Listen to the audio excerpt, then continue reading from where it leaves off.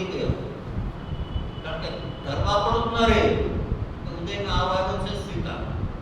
જો ચારે ચાર વસ્તુની શુદ્ધિ થઈ, મનની શુદ્ધિ થઈ, ચિત્તની શુદ્ધિ થઈ, બુદ્ધિની શુદ્ધિ થઈ, કારણ કે પ્રજ્ઞા પરિણામ, અને અહંકારની પણ શુદ્ધિ થઈ. અહંકાર ત્યાં ઉઠે જ નહીં કે મારું ચિત્ર આપણે જવા દેવું છે, એને કંઈ પણ મારે કંઈક બદલાવું છે એવો ભાવના આવે નહીં, કરતા ભાવ નથી, એટલે અહંકાર ત્યાં બહુ સરસ રીતે એ નિષેધપૂર્વકનું વિધેયાત્મક વલણ. આ રાગદ્વેષ મેં જ કર્યા છે, પણ મારી ભૂલ છે, પણ મારે હવે કરવા નથી, આ મારો સ્વભાવ નથી, હું તેને જોનાર જાણનાર ચૈતન્ય આત્મા છું. હું તો રાગદ્વેષને જોઉં છું, જેને રાગદ્વેષ કર્યા છે રમેશને પણ જોઉં છું, અને હું ઉદયને પણ જોઉં છું. જો ક્યાં ઉભા રહેવાનું છે, ઉદયથી નિર્લેપ, રમેશથી નિર્લેપ, અને રાગદ્વેષથી પણ નિર્લેપ. તમે આ કાર્ય કરો ને તો તમે સમીપ મુક્તિગામી થઈ જાય, નિકટ ભવિ થઈ જાય. એટલી પ્રબળ અસરકારક આ ઉપાય છે, પણ એનો અભ્યાસ કરવો પડે. એકવાર પહેરીને પછી 10 વાર ન પહેરવું, પછી એકવાર પહેરીને 10 વાર ન પહેરવું. એ ધીમે ધીમે અભ્યાસ દ્વારા ધારાવાહિક જોઈએ, ત્યારે કાર્ય થવાનું. આપણે એના પર બધી ઘણી વાત કરી છે, અને સોપારીની પણ વાત કરી હતી કે જેને સોપારી આપી છે ને મારે એને જ ખતમ કરવો છે. પણ સોપારી આપી હતી પોતાના અશુભ કર્મ હોય, મારે અશુભ કર્મને જ ખતમ કરવા છે. એને જેમાં ઉદયમાં આવે છે જવા દેવું છે, એને બળ આપવું જ નથી. એટલે તમે ત્યાં મૂળ ગુનેગાર જે છે એને પકડો. મૂળ ગુનેગાર કોણ છે? પોતે જ છે, અને પોતે નક્કી કરે છે હવે મારે આ ગુનામાંથી બહાર આવવું છે, હવે મારે આ કરવું નથી. એટલે આપણે આના પર ઘણી વાત કરી. બીજું કયું છે? સર્વ પ્રકારની અભિલાષાથી નિવૃત્ત થયા.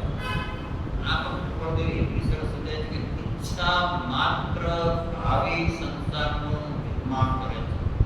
ઈચ્છા કરી કે તમારું ભવિષ્ય ખોટી દિશામાં બનવા માંડે, કારણ કે ઈચ્છાથી તો તમે કર્મતંત્રનો અનાદર કરો છો.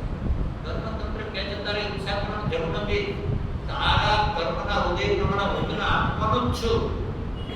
કર્મતંત્ર પણ ના ન કહી શકે કે તારા શુભ કર્મનો ઉદય છે તો મારે તને બધું અનુકૂળતા આપવી જ પડે, અને અશુભ કર્મનો ઉદય છે તો મારે તને પ્રતિકૂળતા આપવાની છે. એટલે કર્મતંત્રના હાથમાં કંઈ નથી, એ તો એક વ્યવસ્થા છે. એટલે જો એ આપણે સમજીએ તો ઈચ્છા કરવાની જરૂર નથી. પ્રમાણિક પુરુષાર્થ કરીએ, નીતિ ન્યાયને બધું કરીએ, અને આપણે જે મળવાનું છે એ મળવાનું છે.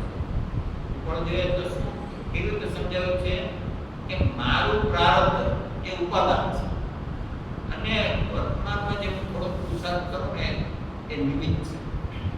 કારણ કે એ પ્રશ્ન પૂછ્યો, બહુ સરસ પ્રશ્ન હતો કે પ્રારબ્ધ અને પુરુષાર્થમાં એ બે વચ્ચે કેવી રીતનો સંબંધ છે.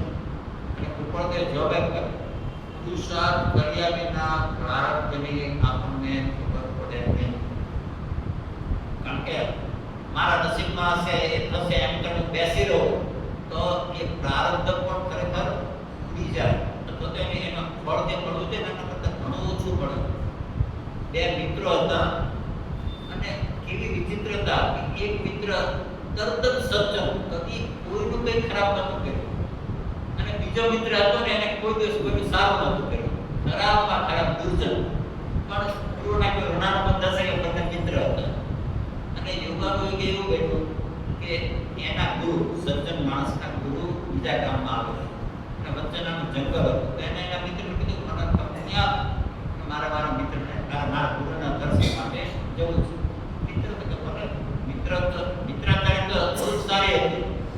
બંને જાય છે, જંગલમાં જાય છે. ત્યાં પેલા દુર્જન વ્યક્તિ જે છે ને એને સોનાનો પટવો મળે છે, એવું કે પર્સ જેવું, એની અંદર બધા સોનાની લગડીઓ હતી, અને ખુશ થઈ ગયો. થોડાક આગળ ગયા અને સજ્જન માણસ છે એના પગમાં આટલી મોટી કાંટો ઘૂસી ગયો, અને કાળી ચીસ પડી ગઈ.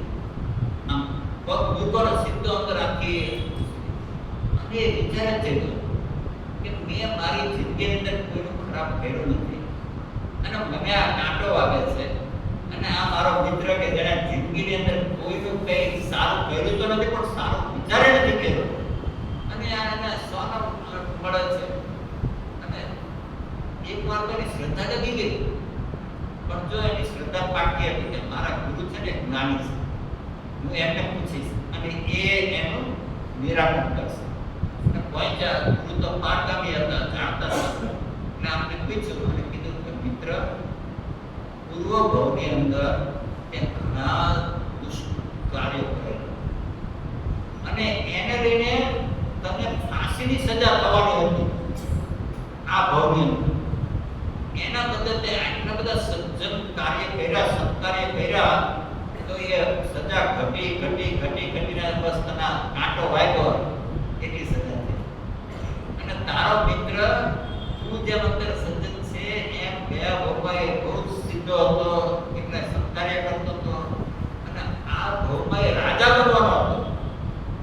જો પ્રારબ્ધ પોતે જ ઘટાડ્યું, પણ એને આ ભવની અંદર દુષ્કૃત કરવાનું શરૂ કર્યું, એટલે પ્રારબ્ધ ઘટતું ગયું અને સોનાનો આ પટ્ટો મેળવ્યો એટલું તેને મળ્યું. આ પ્રારબ્ધ જે છે ને એમ કે મેં બાંધ્યું છે, મને એ રીતે મળશે. ક્યારે મળશે કે તમે તમારો વર્તમાન પુરુષાર્થ પણ સમ્યક રાખો તો આ મળે. નહીં પ્રારબ્ધનો વધઘટ થશે. તમે સારા કામ કરો તો પ્રારબ્ધ તમને જેટલું બાંધ્યું તેના કરતા વધારે મળશે, કારણ કે એનો અનુભવ વધી જાય, એનો સ્થિતિબંધ વધી જાય. આપણા હાથમાં છે. એટલે એટલા માટે કીધું કે તું ઈચ્છા નહીં કર, તારા હાથમાં પુરુષાર્થ છે, પુરુષાર્થ સમ્યક કરતો રહે. નીતિપૂર્વક બળદેવે તો કેટલી સ્પષ્ટ વાત કરી છે. માર્ગાનુસારીના 35 ગુણો, એમાંનો પહેલો ગુણ કયો છે? ન્યાય નીતિપૂર્વક બધું કરવું. સાંતો કામ નીતિ એવી હોવી જોઈએ કે મારે કદી પણ કંઈ ખોટું કરવું નથી.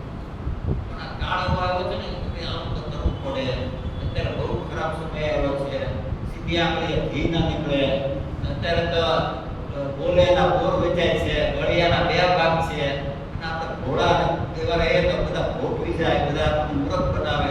એટલે ટીટ ફોર ટેટ કરવું જ પડે, જીવા સાથે તેવા તો કરવું જ પડે. એમ કરીને જીવ ખરેખર ખોટા કાર્યને પ્રોત્સાહન આપે છે. અને ઉપરથી કહે છે કે એ બધું તું એને ભૂલી જા. તારા પોતાના કર્મના ઉદય પ્રમાણે તને મળવાનું છે. તારું પુણ્ય તપતું હશે તો તને કોઈની તાકાત નથી કે તને આંગળી પણ અડાવી શકે, સ્પર્શી શકે.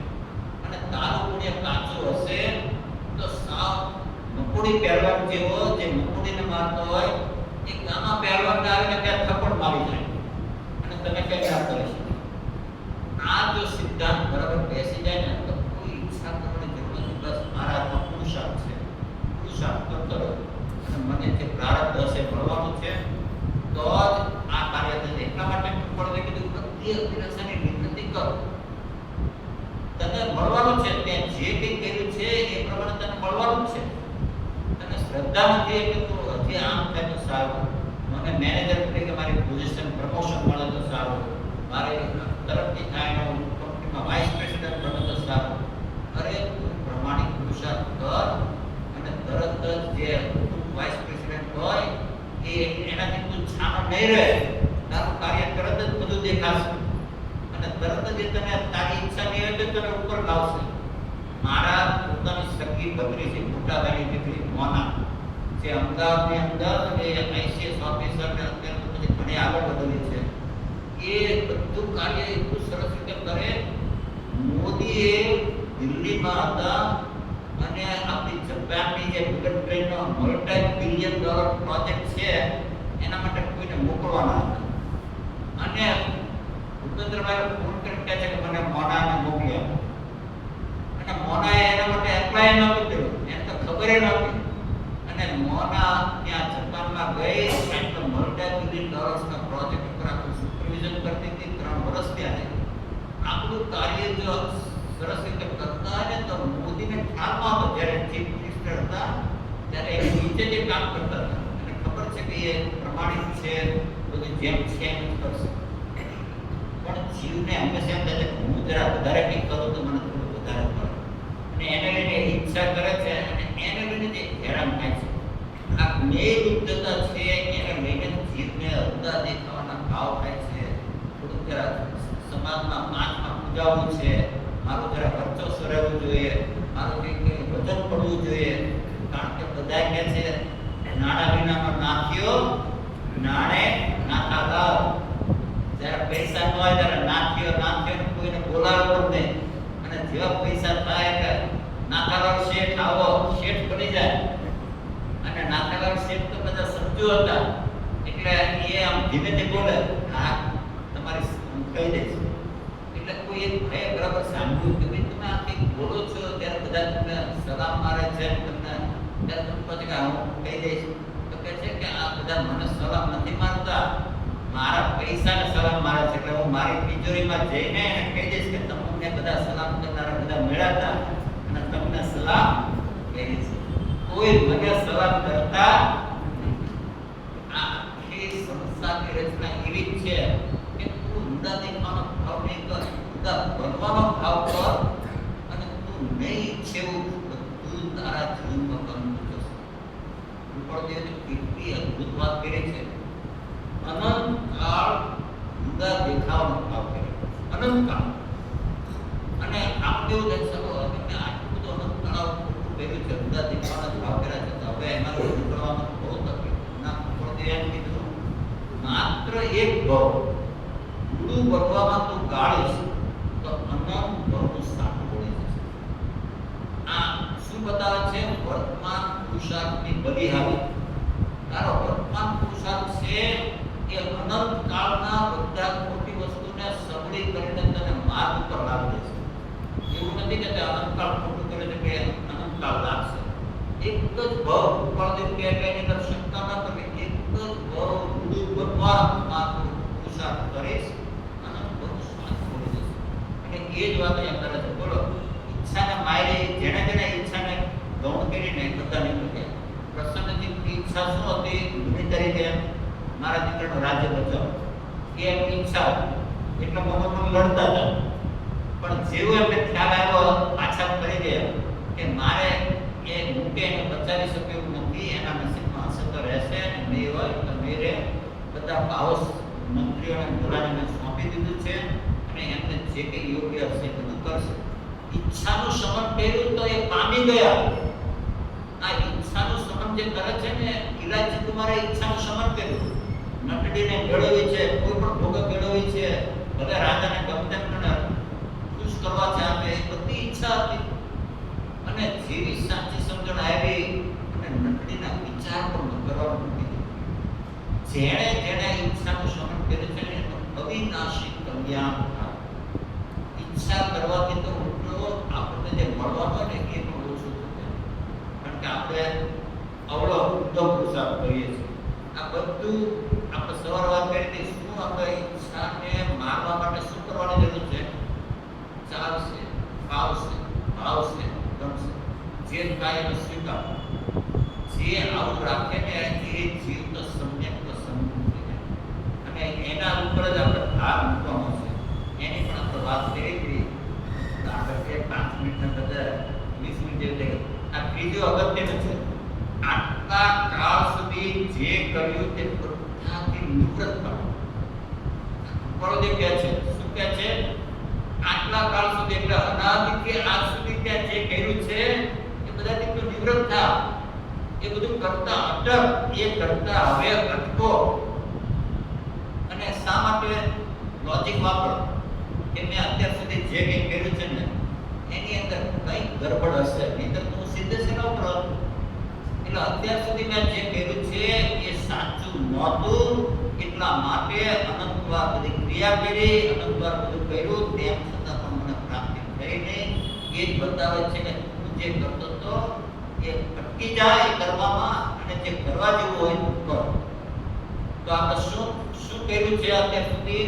ન કરવા જેવું કર્યું છે. વિચાર કરીએ તો ખ્યાલ આવશે. દ્રવ્ય ક્રિયા કરતા રહ્યા છે, ભાવ ક્રિયા કરવામાં સાવ કાચા પડે. એક બીજું પર સન્મુખતા જ રહ્યા.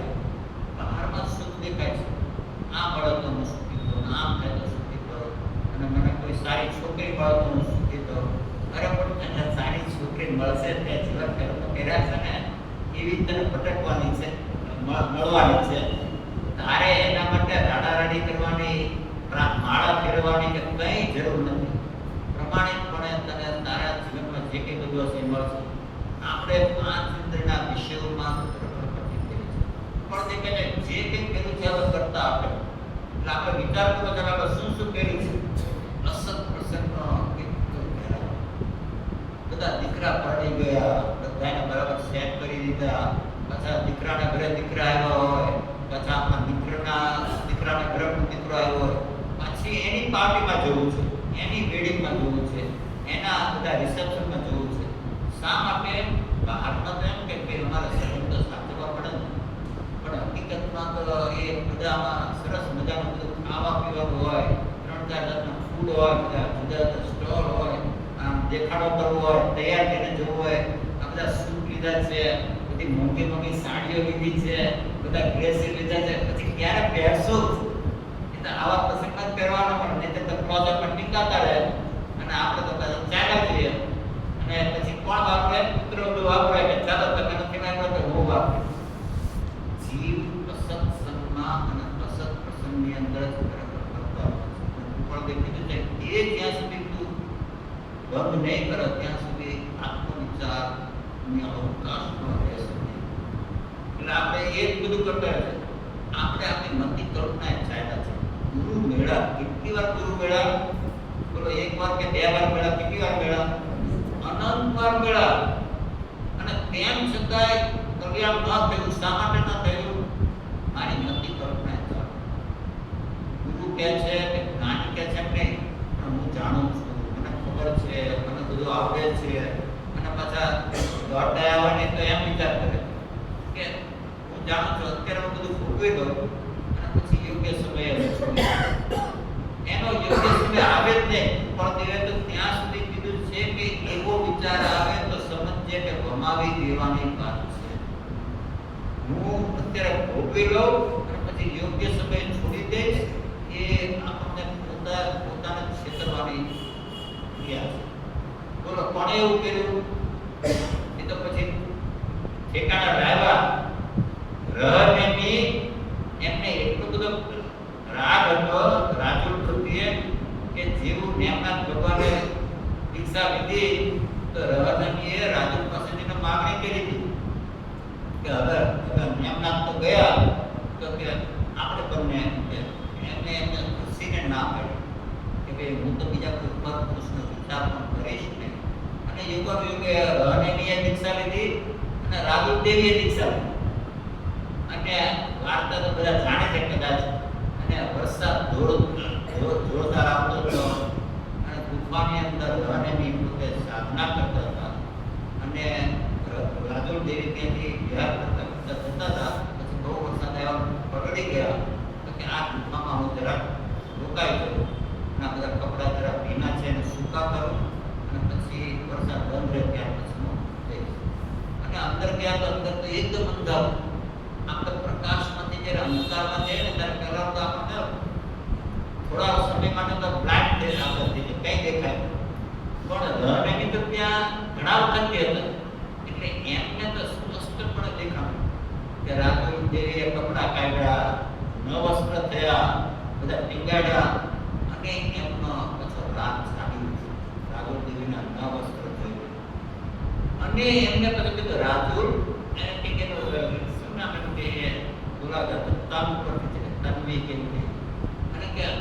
આપણે અત્યારે બંને ભોગવી લઈએ અને પછી વળતી ઉપર ભગવાન એમના પાસે જશું અને પ્રાયશ્ચિત લેશું અને દીક્ષા લઈ લેશું. બોલો, ખરેખર જો જીવ કેવી રીતે ફસાય છે કે અત્યારે ભોગવી લઈએ અને પછી આપણે યોગ્ય સમય છોડી દઈશું અને દીક્ષા લઈ લેશું, પ્રાયશ્ચિત લેશું. નાની કહે છે, આ સમાધિ શતકની બહુ જાણીતી ગાથા છે કે ભોગાર્જ દુઃખદ મહા પામીએ કૃષ્ણ અમા ત્યાગ સમય અતિ કષ્ટ પોસેવે ધીમા. કે જે આ બધા 5 બધા વિષયોને મેળવવામાં કેટલી મહેનત કરવી પડે છે, કેટલું ખોટું કરવું પડે છે, કેટલું ઉધર કરવું પડે છે અને ખૂબ દુઃખદાયી છે. અનેક પુણ્યના ઉદયથી મળે તો તમે પછી એમાં એવા વિપાઈ જાઓ છો કે હવે એની તૃષ્ણા બની જાય છે. એ ખાલી ભગવાન બધા હવે તૃષ્ણા થઈ જાય છે. અને પછી ત્યારે મોટી ઉંમરે છોડવાનો સમય આવે ત્યારે ત્યાગ સમય અતિ કષ્ટ. અમે હમણાં સત્સંગ કરતા હતા ત્યારે જ મેં કીધું કે દેહ વૃદ્ધાવસ્થા દેહને આવે છે, આપણી કામ વાસનાને વૃદ્ધાવસ્થા નથી આવતી.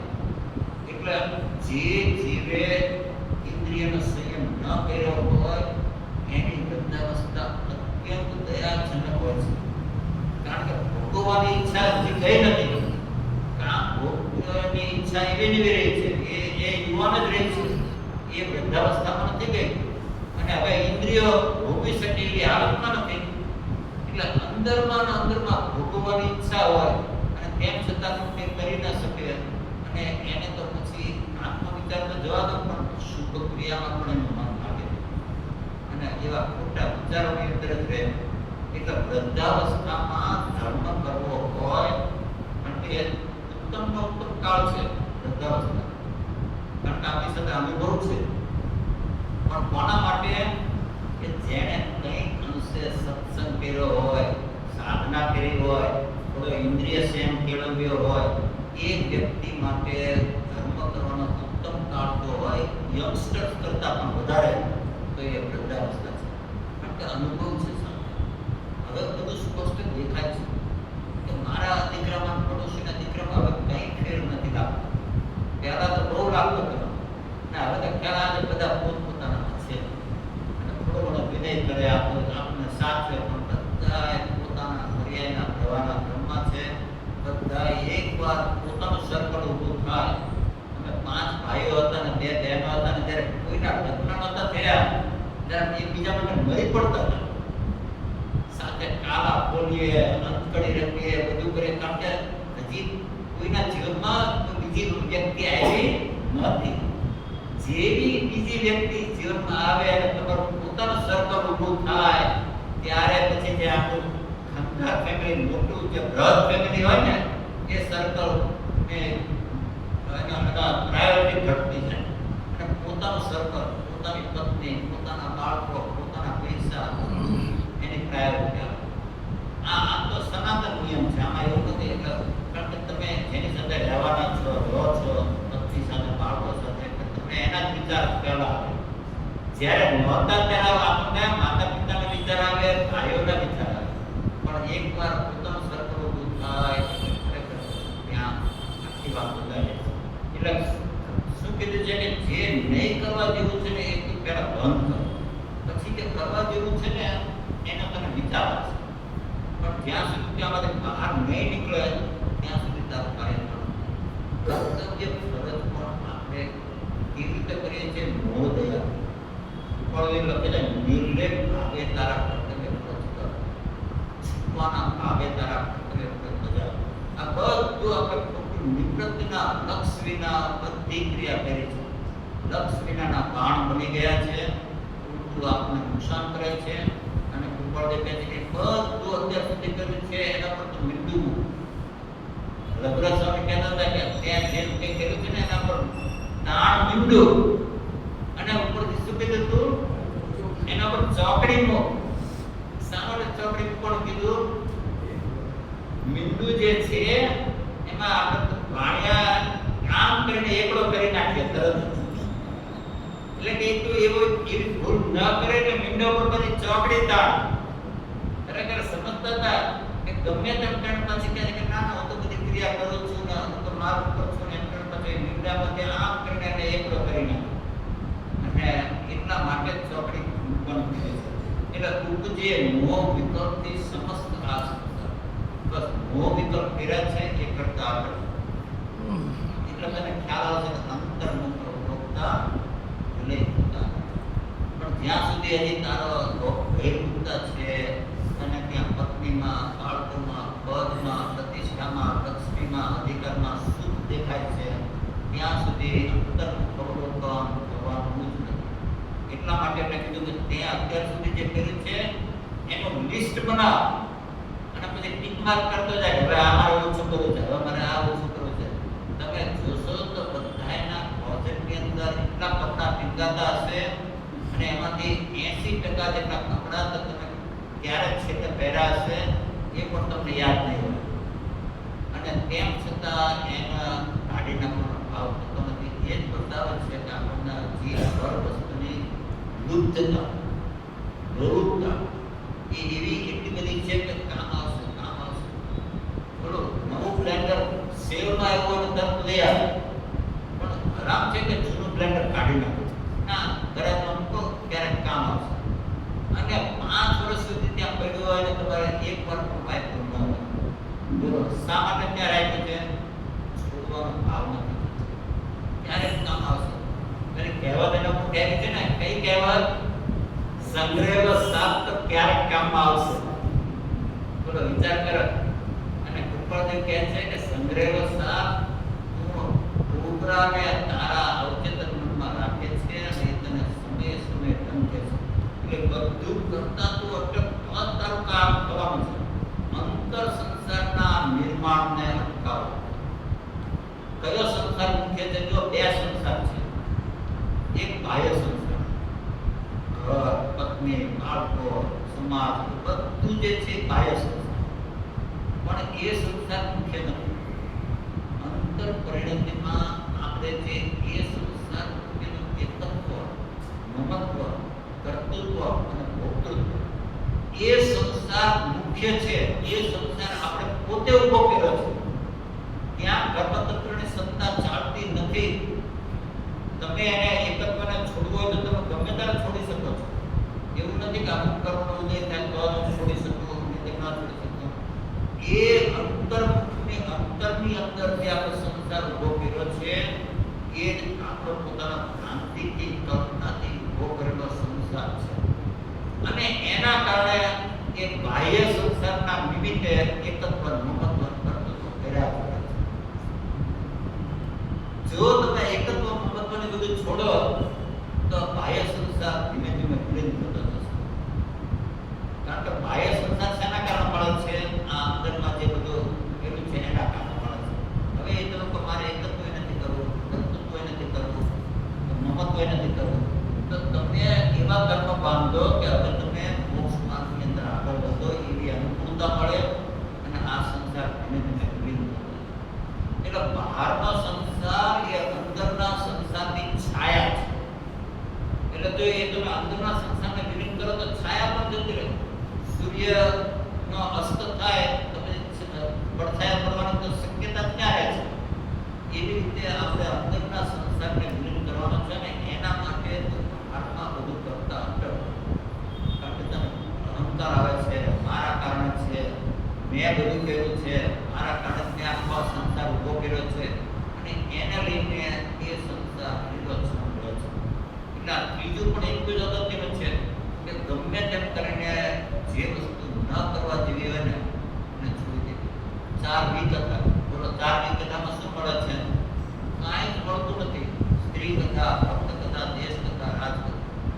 અને 12માં પાપ સ્નાનક છે 18માંથી 12માંથી માંડીને 18મા સુધીના બધા દર્શન મોહજન્ય છે. પદ, વ્યભ્રામ, કૈશુન્ય, પર પરિવાર, ચાડી ચૂકલી કરવી એ કૈશુન્ય, માયા મુસાવાર. અને એને લઈને જીવને દર્શન મોહનો તગડો થાય છે, મિથ્યાત્વ તત્વ થાય છે અને નીકળે છે. પણ એ જ કે એ બધું બંધ કર. એ તું જ્યાં સુધી ચાલુ રાખીશ ત્યાં સુધી તારું કાર્ય થવાનું જ નથી. અને આપણે એના વગર આપણને ચાલતું નથી. એટલે બીજાને શું કીધું કે આ અત્યાર સુધી જે કંઈ કર્યું છે એની ગૌણતા કરો. છૂટે નહીં તો એની ગૌણતા કરો અને જે નથી કર્યું એની મુખ્યતા કરો. સત્સંગ ભાવપૂર્વક નથી કર્યો. ક્રિયા જે લક્ષ્યપૂર્વક કરવી જોઈએ એ નથી કરી. શુભ ક્રિયા ઘણી કરી પણ લક્ષ્ય જ નહીં. અને લક્ષ્ય હોય તો કયું લક્ષ્ય હોય? આગળના સુખની ઈચ્છા હોય, દેવલોકના સુખની ઈચ્છા હોય. મારા ઘરે કંઈક તકલીફ આવી છે, કેન્સર આવ્યું છે, જલ્દી એમાંથી બહાર આવે તો સારું, એની ટ્રીટમેન્ટ બધી સફળ થાય તો સારું. આ બધું સંસાર માગી દેવાની વાત છે.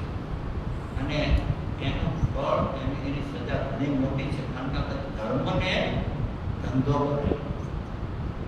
ભગવાન કહે તારે જો ધંધો ધંધો જ કરવો હોય ને તો તું ધર્મના સ્થાનકમાં આવીને ધંધો નહીં કર.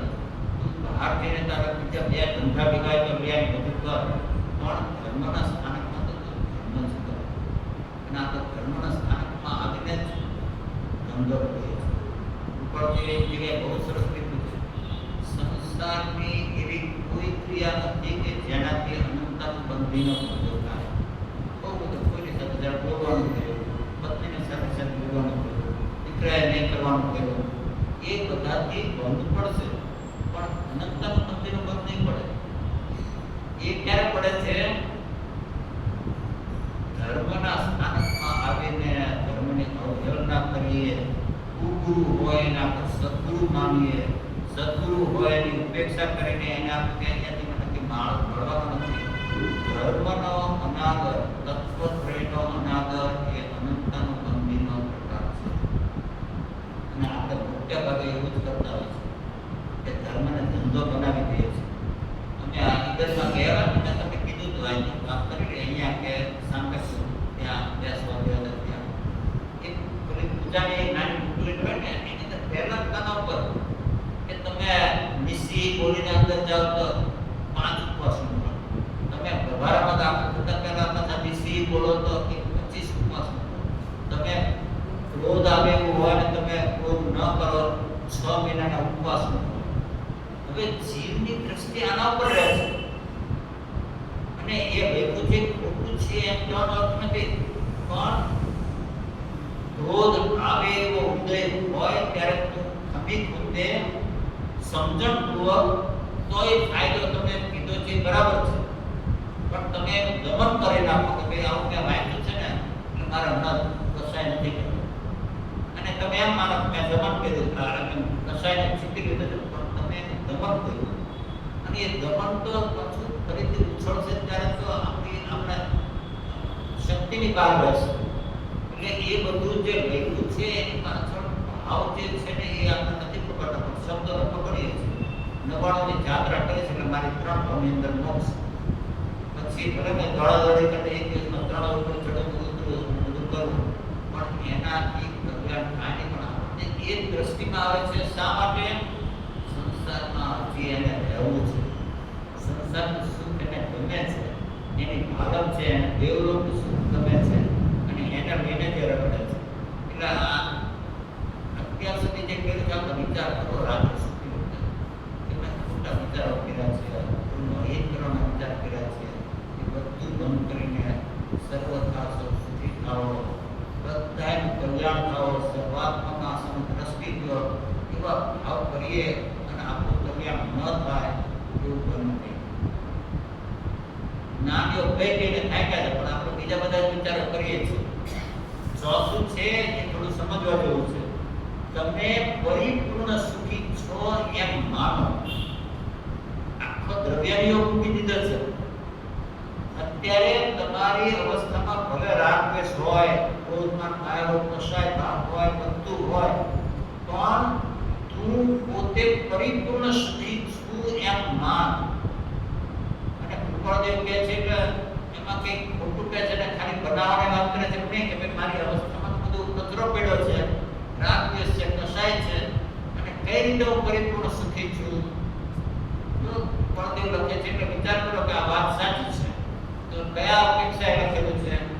જો પાણીમાં તમે મીઠું નાખો તો પાણી ખારું થઈ, પાણીનો સ્વભાવ વ્યક્ત કરી શકતું નથી. 1000 વર્ષ સુધી તમારે આપો તો પણ એ પાણી ખારું રહેશે, પણ 1000 વર્ષ પછી પણ તમારે એને જુદા કરવાના તો 10 મિનિટની અંદર તમે ડિસ્ટિલેશન પ્રોસેસથી જુદા કરી શકો. શા માટે જુદા કરી શક્યા? કારણ કે પાણીએ મીઠાને પોતાના સ્વભાવમાં બેસવા દીધું જ નહીં, બહાર જ રાખ્યો પોતાના સ્વભાવમાં. જો એ સ્વભાવમાં બેસી ગયું હોત તાકાત નથી કે તમે દૂર કરી શકો, એવી કોઈ વ્યવસ્થા નથી. પણ તેમ છતાંય આ તમે ખ્યાલ રાખો તો પાણી કુમારીથી કહે છે કે અત્યારે પણ ભલે ખારું હોય પણ અત્યારે પણ મારો સ્વભાવ શુદ્ધ રહ્યો છે, મેં મીઠાના મારા સ્વભાવની બહાર જ રાખેલું છે. એટલે એ અપેક્ષાએ ખારું પાણી કહે છે હું અત્યારે પણ શુદ્ધ છું. હવે આપણો વિચાર કરો, અનંત કાળમાં દ્વેષ કર્યા, ક્રોધમાં કશાય ભાવ કર્યા, નરકમાં ગયા, પાળ્યા, છેદ્યા, ભેદ્યા, નાયરાય જેવા ટુકડા કર્યા, લોખંડ પણ જેમાં પીગળી જાય, વેપરાઇઝ થઈ જાય, એવી 3000 ડિગ્રી ને 10000 ડિગ્રી આપણને ભાયડા, તેમ છતાં પણ આત્માના એક પણ પ્રદેશને કંઈ થયું નથી. આત્માના અનંત ગુણો પણ એવા ને એવા રહ્યા છે. આત્માની સનાતનતા, શાસકતા પણ એવી ને એવી રહી છે. અને પોતાનો ત્રિકાળી સ્વભાવ, જ્ઞાતા દ્રષ્ટા ભાવ એ પણ એવો ને એવો રહે છે. એ હું છું. ભલે પર્યાયમાં બધું છે, કચરો છે, પણ પર્યાય ઉપરથી દ્રષ્ટિ હટાવીને તમે આ જે તમારો સ્વભાવ જે શુદ્ધ રહ્યો છે એના ઉપર દ્રષ્ટિ કરો, એને દ્રષ્ટિમાં લો, તો શું થશે? એ દ્રવ્ય દ્રષ્ટિના જોરમાં પર્યાય પણ શુદ્ધ થવા માંડશે. આપણે કહેવત આવે ને, જે જેવું ચિંતે તે તેવું થાય. જરા ગુરુએ શિષ્યને કીધું હતું કે 3 દિવસ તું એક રૂમમાં બેસી જા અને પાડાનું ધ્યાન કરજે, બીજું કોઈ ધ્યાન નહીં. અને શિષ્ય આજ્ઞા કીધું હતું, 3 દિવસ હું આવો અલ્પસ્ત પાડો છું, મારા સિદ્ધા જોરદારના છે, આમ તેમ, કોઈ મારી સાથે અથડાય તો એના હાડકા તૂટી જાય, એટલે આખું પાડાના જ વિચારમાં રહ્યો. 3 દિવસ પછી ગુરુએ ગુરુ પાડીને બોલાવ્યા કે અહીંયા આવો શિષ્ય. અને એને શું કીધું ખબર છે? કઈ રીતે આવું ગુરુદેવ? આ મારા સિદ્ધા એટલા બધા છે કે હું આ પાડામાંથી બહાર નીકળી ન શકું. બોલો, વિચાર કરો. 3 દિવસનો એ વિચાર કર્યો તો એને લઈને એને એમ જ થયું કે હું પાડો છું. તમે જેવો વિચાર કરો ને એવી રીતે ઉપયોગ એ દિશામાં રહેવાનો છે. તમે વિચાર કરો કે હું રમેશ છું, તો તમે રમેશની રીતે તમારો બધો ઉપયોગ કરવાનો છે. એટલે અહીંયા ઉપરથી કહે છે કે તમે પરિપૂર્ણ સુખી છો. બધા જ્ઞાની એ કીધું પૂર્ણતાના લક્ષ્યે શરૂઆત કરવી એ જ વાસ્તવિક શરૂઆત છે. મારે અમદાવાદથી નડિયાદ ચાલીને જવું હોય તો મારે કઈ વસ્તુને ખ્યાલમાં રાખવી જોઈએ કે હું ગમે તેમ કરીને નડિયાદ પહોંચીશ. પણ એના બરોડા જવું છે એમ વિચાર કર્યો, ગમે તેમ કરીને બરોડા. પણ હું એમ વિચાર કરું કે એ તો બહુ દૂર છે, અત્યારે પહેલા હું નડિયાદ સુધી પહોંચું, પછી હું જોઈશ કે મારાથી થશે કે નહીં. તમને લખીને આપું કે જેવું નડિયાદ નજીક આ વસ્તુ જશે ને એમ થશે કે હવે બહુ થયું, કારણ કે તમે અમદાવાદથી નડિયાદ સુધીનો લક્ષ્ય રાખ્યો. પણ તમે એમ વિચાર કરો કે ઘણા જીવો પહોંચ્યા છે બરોડા સુધી, તો હું કેમ ન પહોંચી શકું? અને મારે ગમે તેમ કરીને બરોડા પહોંચવું છે, વડોદરા, એ લક્ષ્ય રાખો ને. તમે નડિયાદ આવશો ને ત્યારે પણ તમારા પગમાં થોડું વધારે જોર આવશે. તો હું ઓલરેડી અડધા રસ્તે તો આવી ગયો છું, હવે તો હું પહોંચી જઈશ. તમે પૂર્ણતાનું લક્ષ્ય રાખો. કૃપાળદેવ કહે છે કે હું કેવળ જ્ઞાની સ્વભાવ છું, હું શુદ્ધ ચૈતન્ય શુદ્ધ વિનાશી આત્મા છું. ભલે અત્યારે પર્યાયમાં બધો કચરો હોય, રાગ દ્વેષ કરતો હોય, પત્ની હોય, બાળકો હોય, બધું કરવું પડતું હોય, બધું હોય, પણ હું તો આ શુદ્ધ ચૈતન્ય શુદ્ધ વિનાશી છું. એમ પાછું તમે માનો, અને તમે જેમ એવી રીતે માનશો તમને પછી પર્યાયની અંદર એમ થશે કે હું પોતે એમ માનતો હોય હું સજ્જન છું, તો હું કંઈ પણ ખોટું કરતી વખતે મને જરાક ખચકો લાગશે, કારણ કે હું માનું છું હું સજ્જન છું. એવી રીતે કે તમે પરિપૂર્ણ સુખી છો એમ માનશો તો અશુદ્ધતા તમે અટકાવશો કે ભાઈ હું તો આ છું અને આપને ન શોધે, અને લોભ લાલચ કરીને પણ તમે નહીં કરો.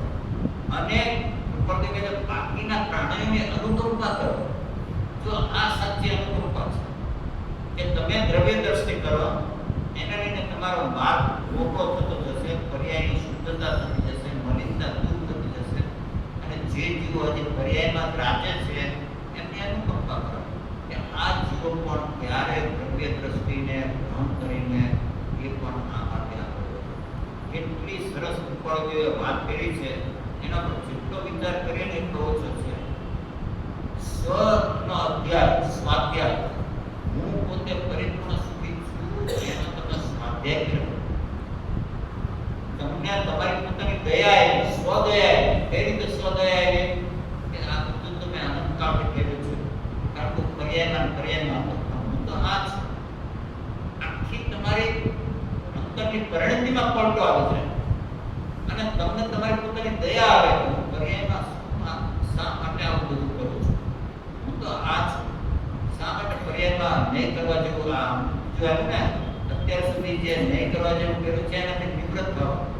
જો તમે આ દ્રવ્ય દ્રષ્ટિ કરો, હું આ ચૈતન્ય અવિનાશી શુદ્ધ ચૈતન્ય સ્વભાવી આત્મા છું, તો તમને તમારા પર્યાય પર જેમ થશે હું આમાં શા માટે પડ્યો રહું છું, શા માટે આ કાદવની અંદર પડ્યો રહું છું ભેંસની જેમ, શા માટે એમાંથી બહાર નથી નીકળતો, એ તમને એમ કરશો કે તમને સાચા અર્થમાં તમારી પોતાની સ્વદયા આવે. અને જેને સ્વદયા આવે એને પરદયા આવે, પરની અનુકંપા કરે. એ આ ચોથું બહુ મહત્વનું છે. અત્યારે આપણે સમય નથી, બધાએ આજ કરીને નીકળ્યા છે કે હું આ છું. સુદર્શન સિંહે વિચાર કર્યો કે બધા અભયારણ્યને જે કહેવું એ કે ભલે રાજા મને ફાંસીએ ચડાવે પણ હું તો શુદ્ધ ચૈતન્ય સ્વરૂપ વિનાશી આત્મા છું. ફાંસીએ કોણ ચડવાનું છે? એમનો દેહ. આત્માના અસંખ્ય પ્રદેશને કાંઈ થવાનું નથી. એમને તો અંદરમાં શ્રદ્ધા હોય કે હું તો આ દેહ છોડીને પાછું આના કરતા પણ વધારે ઉત્તમ ગતિ મને મળવાની છે. અંદરથી એની શ્રદ્ધા હોય કે મેં કોઈનું ખરાબ કર્યું નથી અને હું કોઈનું ખરાબ ઈચ્છતો પણ નથી, તો દેહ પડવાનો હશે, આ રીતે તો દેહ પડશે પણ મારી તો સદગતિ થવાની છે. અને એમને એક પોતાના શુદ્ધ આત્મા પર દ્રષ્ટિ રાખી. ઇલાયચી તમારે પણ શુદ્ધ આત્મા પર દ્રષ્ટિ કરી તો નટડી ખસી ગઈ પર્યાયમાંથી. જો હજી નટડીને પર્યાયમાં રાખ્યો ને તો કદી શુદ્ધાત્મા પર દ્રષ્ટિ થઈ ન. આપણે બધાએ પણ ગમે તેટલું કાર્ય કરીએ, હું શુદ્ધ ચૈતન્ય સ્વરૂપ વિનાશી આત્મા છું. પછી ભલે ઘરના કામ કરો, સંસારના કામ કરો, સંસ્થાના કામ કરો, પણ જો તમે આને લક્ષ્ય રાખ્યો છે તો શું થશે? નિવૃત્તિના લક્ષ્ય તમે બધું કરો છો એટલે તમે પ્રવૃત્તિમાં લીપાશો નહીં. આપણે પ્રવૃત્તિમાં તન્મય થઈને લીપાઈ જઈએ છીએ કારણ કે આ લક્ષ્ય નથી કે હું આ શુદ્ધ ચૈતન્ય સ્વરૂપ અવિનાશી આત્મા છું. એનું લક્ષ્ય કર્યું એટલે તમારા શ્રદ્ધા અને જ્ઞાન નિર્મળ થયા અથવા તો નિર્મળ થતા જ હશે. અને આ જે આચરણનો દોષ છે, બહારમાં જે પ્રવૃત્તિ કરીએ છીએ એ ચારિત્રનો દોષ છે. ચારિત્રનો દોષ નથી, એકચ્યુઅલી તો બાહ્ય ચારિત્રનો દોષ છે. અંતર ચારિત્રની તો વાત આખી જુદી છે અને એ અત્યંત ગૌણ છે. શ્રદ્ધા જ્ઞાનની ભૂલ એ મિથ્યાત્વની ભૂલ છે અને ત્યાં આપણે કહે છે કે આ તો હું છું. કેટલી મોટી વાત કૃપાળદેવે ખરેખર આ એક મૂકેલા તમે પરિપૂર્ણ સુખી છો એમ માનો, અંતરથી માનો, ખાલી બોલવામાં નહીં.